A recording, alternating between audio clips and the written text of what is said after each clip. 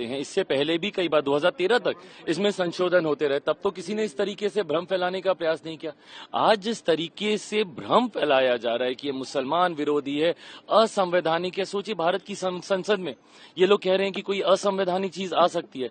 इतनी प्रक्रियाओं से गुजरने के बाद ये सिर्फ झूठ बोल बोलकर एक परसेप्शन बनाने का जो ये लोग प्रयास करते हैं, जो संशोधन हुआ है वो इसको और मजबूत करने की सोच के साथ किया गया। इस कमेटी में हर दल के सदस्य बैठे थे, मेरी पार्टी के सदस्य इसमें मौजूद थे, अरुण भारती जी। इसमें जो बदलाव किए गए हैं इस सोच के साथ किए गए हैं कि कैसे इसको और शक्तियां प्रदान की जाए और ऐसे लोग जिनके साथ संभवतः अन्याय हो रहा है कैसे उनको न्याय दिलाया जाए।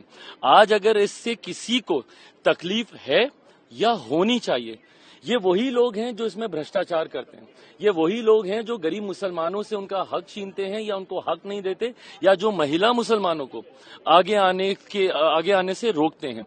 उन लोगों को जरूर इन संशोधनों से तकलीफ होगी।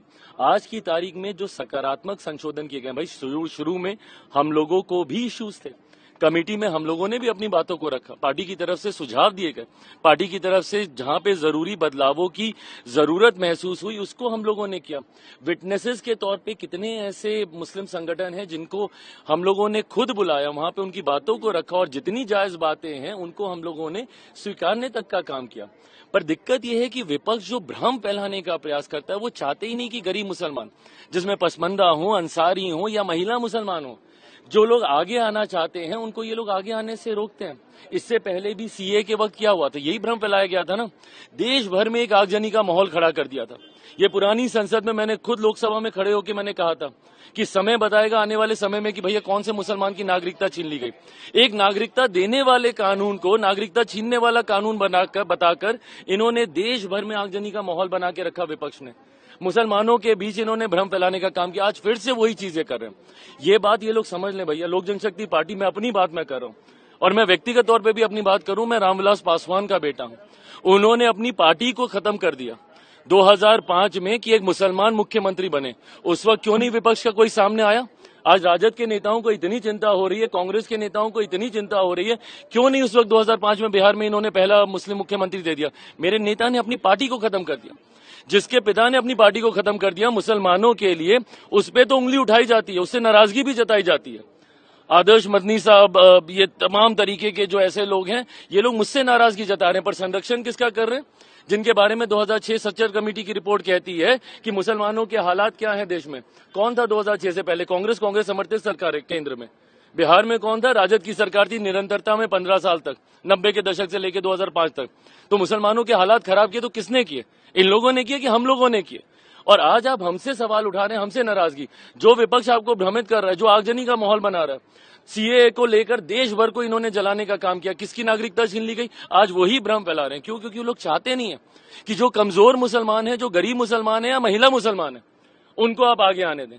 अपना आधिपत्य जता के रखना चाहते हैं कुछ मुसलमान ऐसे जो कि चाहते ही नहीं।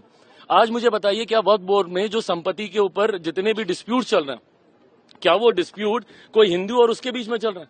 उसमें मुसलमान भी शामिल है भैया, वक्फ और मुसलमानों की संपत्ति के बीच में चल रहा है। ऐसे गरीब मुसलमान जिनकी संपत्ति को जबरन हथिया लिया गया है, वो कहां जाएंगे? उसमें तो क्लॉज में यहां तक भी कहा गया है कि सीमित विषयों के ऊपर मामला कोर्ट में जा सकता है। क्यों सीमित विषयों पर? अगर वो गरीब मुसलमान है, क्या वो कोर्ट में नहीं जा सकता? क्या वो अपने हक की लड़ाई नहीं लड़ सकता? तो ये लोग सिर्फ बंटवारे की राजनीति करके भ्रमित करने का कार्य कर रहे हैं। हकीकत में जो संशोधन हुए हैं, सकारात्मक संशोधन हुए हैं, पारदर्शिता लाने की सोच के साथ ये संशोधन किए गए हैं। मौजूदा स्वरूप में, जिसमें सुझाव लोक जनशक्ति पार्टी रामविलास के द्वारा भी दिया गया था, मौजूदा स्वरूप में जिस तरीके से संशोधनों के साथ इस विधेयक को लाया गया, लोक जनशक्ति पार्टी रामविलास इसका समर्थन करती है। सारे कंडीशंस को रिजॉल्व किया गया है। ये अब सदन के पटल पे किया जाएगा, वहां पे रखा जाएगा। But most of the suggestion that was given by my party is been accepted. जो हमारे कंडीशंस थे उनको भी रिजॉल्व किया गया है। लोक जनशक्ति पार्टी रामविलास इसका समर्थन करे। अगर आप ये वीडियो YouTube पर देख रहे हैं तो हमारे चैनल को सब्सक्राइब कर बेल आइकन दबाएं, और Facebook पर देख रहे हैं तो हमारे पेज को लाइक करें।